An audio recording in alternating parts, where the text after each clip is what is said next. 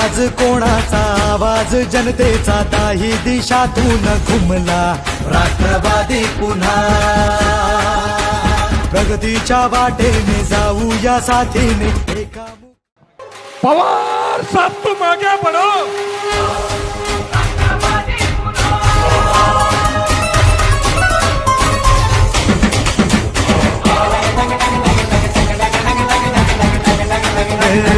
आवाज कोणाचा आवाज जनतेचा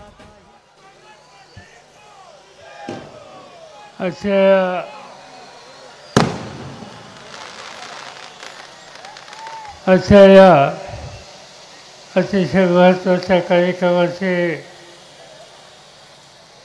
ज्यांनी पुढाकार घेतला आणि हा मेळावा आयोजित केला ते पनवेलचे राष्ट्रवादीचे अध्यक्ष सतीश पाटील ज्यांचा विचार या ठिकाणी आपण ऐकले ते शेजारच्या शिरूरचे खासदार डॉक्टर अमोल कोल्हे राष्ट्रवादीच्या महिला संघटनेच्या राज्याच्या प्रमुख ॲडव्होकेट रोहिणीताई खडसे युवकांचे नेते मोहम्मद शेख या ठिकाणी हे आयोजित करण्याच्यासाठी कष्ट घेणारे सहकारी प्रशांत पाटील भावनाताई घाणेकर व्यासपीठाचे बाकीचे सगळे मान्यवर विशेषतः मान खटाव खंडाळा या भागातल्या प्रश्नामध्ये नेहमी लक्ष देणारे श्री प्रभाकर देशमुख अन्य सगळे सहकारी आणि बंधू भगिनींनो आता हा अनेक दृष्टीनं महत्त्वाचा कार्यक्रम आहे काही नवीन प्रश्न निर्माण झालेत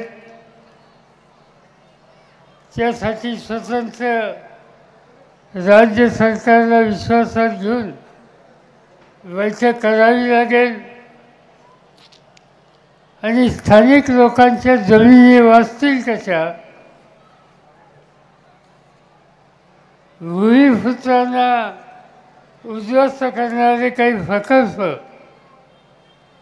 यामधून मार्ग कसा करता येईल याचा विचार करावा लागेल या सगळ्या भागामध्ये राज्याच्या भल्याच्यासाठी उन्हातान्हाचा विचार न करता घाम घालणारा जो माथाडी कामगार आहे त्यांना घरं दिली पण त्या घराची आजची अवस्था ही बघितल्याच्या नंतर इथं अधिक काहीतरी काम करण्याची गरज आहे याची खात्री ही आपल्या सगळ्यांना फासलेली आहे आणि अशा अनेक गोष्टी आहेत त्या गोष्टीचा विचार आजच्या या कार्यक्रमाच्या मध्ये अनेक विषयांनी आपल्या भाषणात केला मला आठवतं त्या काळामध्ये मी राज्यामध्ये राज्यमंत्रीपदाचं काम करत होतो वसंतराव नाईक मुख्यमंत्री होते आणि सिडकोचा प्रकल्प हा करण्याच्याबद्दलचा निर्णय झाला नंतरच्या काळामध्ये माझ्याकडं विरोधी पक्ष नेत्याची जबाबदारी आली आणि ती आल्याच्या नंतर या भागातल्या भूमिपुत्रांचे अनेक प्रश्न आम्हाला लोकांच्या कानावर आले मला आठवतं आहे की या भागामध्ये त्यावेळेचे आमचे सहकारी G V Patil, Datta Patil, G N Patil, अनेकांची नावं घेता येतील. या सगळ्यांनी इथल्या भूमिपुत्राचा प्रश्न हा महाराष्ट्राच्या विधानसभेमध्ये मांडला आणि त्याला साथ आम्ही लोकांनी दिली. आज या ठिकाणी उत्तम इमारती बघायला मिळत आहेत. पण मला आठवत आहे की सिडकोची उभारणी होण्याच्या काळामध्ये या भागामध्ये दत्ता पाटील असो, दिल्ली पाटील असो, अन्य सहकाऱ्यांच्या बरोबर आम्ही लोक अनेक मैल या भागात फिरलो, बांधावर फिरलो. इमारती नव्हत्या, वाटाची खचरं होती, वाटाचं पीक होतं आणि सवन शेतकरी उद्ध्वस्त होईल अशा प्रकारची स्थिती ही त्या ठिकाणी निर्माण झाली. पुन्हा एकदा सत्ता माझ्याकडे आली आणि सत्ता आल्यानंतर पहिला निकाल हा घेतला की एकंदर काही विकासाच्यासाठी या भागात जमीन सिडकोसाठी घेतलेली असेल त्याची 12.5% जमीन ही पहिली काढून घ्या आणि मूळ शेतकऱ्यांच्या मालकीची करून त्याच्या फायद्यामध्ये 2 पैसे देतील अशा प्रकारचा निर्णय घेतला. त्याचा फायदा या भागातल्या अनेक शेतकऱ्यांनी केला आणि म्हणून हे निकाल घेतले. पण आज पुन्हा एकदा नवीन प्रश्न निर्माण झाले. हा नैना प्रकल्प असो, सिडकोच्या काही गोष्टी असो, या सगळ्याचा विचार करायची वेळ आली. प्रकल्प आणि विकास याला लोकांचा विरोध नसतो, पण स्थानिक लोकांना उद्ध्वस्त करून विकास ही जे संकल्पना कोणी करत असेल त्याची गोष्ट आम्ही मान्य करणार नाही. मी स्थानिक लोकांना एवढी खात्री देऊ इच्छितो की उद्या देशाचा पार्लमेंटचं अधिवेशन चालू आहे.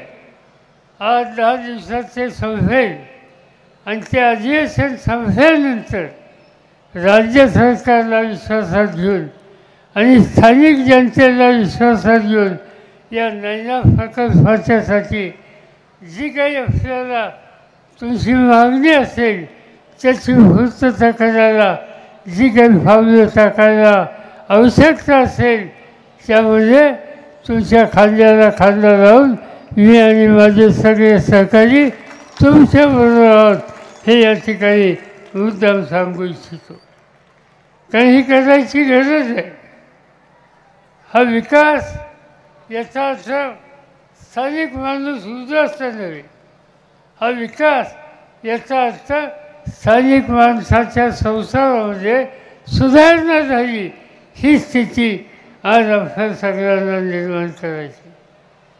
आज ज्यांच्या हातामध्ये देशाची सत्ता आहे ते लोक देशाचा विचार करत नाही. आज तुम्ही वर्तमानपत्रामध्ये वाचलं, तुम्ही कदाचित असं असेल, आज देशाचे प्रधानमंत्री सुरतला गेले. कशासाठी गेले?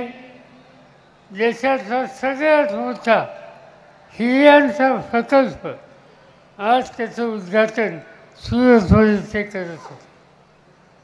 तर माहीत असेल नसेल, ही जी मुंबई आहे आणि मुंबईमधला विकेसी म्हणून जो भाग आहे बांद्रा कुर्ला कॉम्प्लेक्समध्ये, त्या विकेसीमध्ये मी स्वतः राज्याचा मुख्यमंत्री असताना हिऱ्यांना फायदे फाडण्याचं काम आणि हिरे व्यवहार इथं करून हजारो लोकांना काम देण्याचा निर्णय आम्ही घेतला.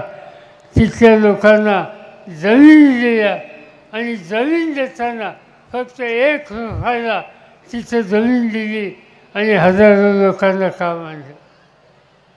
आनंद झाला मला, लोकांना काम मिळालं. पण आज देशाचे प्रधानमंत्री इथं काय होतं याचा विचार करत नाही. इथं जे झालं ते सुरतला कसं लिहिता येईल याचा विचार करतायत आणि इच्छापेक्षा मोठा प्रकल्प तिथं होईल अशी काळजी त्या ठिकाणी घेतात. देशाचा विचार करण्याची दृष्टी ज्या व्यक्तीमध्ये नाही त्याच्या हातामध्ये आज देशाची सत्ता आहे. ही भूमिका आपण लक्षात ठेवली पाहिजे आणि आपल्या एकजुटीनं आपल्या भल्याचा विचार या ठिकाणी करावा लागेल. हे मुद्दा मी आपल्या सगळ्यांना सांगू इच्छितो. आणखी अनेक गोष्टी आहेत. वेळ झालेला आहे. यानंतरच्या काही कार्यक्रम आहेत म्हणून मी काय आपला अधिक वेळ घेऊ इच्छित नाही. मला आनंद आहे की या भागामध्ये सातारा असो, महाड असो, खटाव असो या भागातले लोकसुद्धा आहेत. महाराष्ट्राच्या उभारणीसाठी अतिशय कष्ट करण्याचं काम एका महान नेत्याने केलं. त्या महान नेत्याचं नाव यशवंतराव चव्हाण आहे आणि त्या यशवंतराव चव्हाणांचा आदर्श घेऊन तिथं कष्ट करणारा हा वर्ग या ठिकाणी आहे. माझी खात्री आहे की आमचा हा सगळा घटक घाम गाळेल, इथल्या संपत्तीत भर पडेल, इथल्या लोकांच्या जीवाभावाची समरस होईल आणि हा संबंध भाग प्रगतीच्या दृष्टीनं विकासाच्या दृष्टीनं पुढे नेण्यासाठी जे काही योगदान द्यावं लागेल ते योगदान देईल या भागाची खात्री या ठिकाणी बाळगतो. माझे 2 शब्द संपवतो. जय हिंद, जय महाराष्ट्र.